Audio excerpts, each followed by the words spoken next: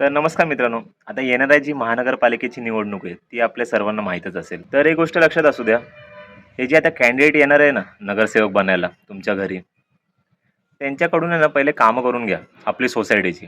आणि जी काही पेंडिंग कामं जी अशी एरियाची असतील ना, जी महानगरपालिकेच्या अंडरमध्ये येतात, ती पहिली करून घ्या या लोकांकडून. तर यामध्ये काही अपक्ष पण असतील आणि ते सांगतील, की "सर आमची पार्टी आता नवीन आहे आणि जस्ट फाउंड झालेली आहे. आमच्याकडे एवढी फंडिंग नाही. तुम्ही आम्हाला वोट्स द्या. आम्ही तुम्हाला निवडून आल्यावरती आम्ही तुम्हाला सहकार्य करू."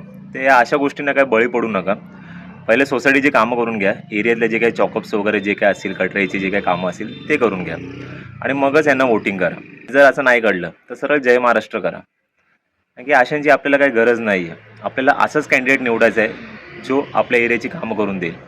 तर लक्षात असू द्या मित्रांनो, हे जे काही सरपंच किंवा नगरसेवक वगैरे असतात, म्हणजे बेसिक लेव्हलचे जे काही लीडर्स असतात, तर मित्रांनो त्यातील जे काही असतात ना, ते तुम्ही बघितलं असेल त्यांचा जो ॲटिट्यूड आणि इगो असतो ना, तो एकदम हाय लेव्हलला असतो. म्हणजे पब्लिक प्लेसवरती ते जे शो ऑफ करतात, म्हणजे स्कॉर्पिओ, फॉर्च्युनर या अशा गोष्टी फिरून आणि तुम्ही त्यांची Instagram वगैरे ते सगळ्या प्रोफाईल बघा. शो ऑफ जास्त असतो, पण एरियातली कामं आहे ना, कमी असतात. तर या अशा लोकांना मी इतकं सांगू इच्छितो, हे जे काही तुम्ही करतात ना, हे सगळं आमचा जनतेचा पैसा असतो.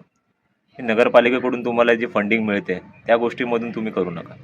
तर ह्या लोकांना मी इतकं सांगू इच्छितो, तुम्हाला जर कोणत्या गोष्टीचा आहे ना, ॲटिट्यूड इगो करायचा असेल ना, तर स्वतःच्या टॅलेंटवरती करा.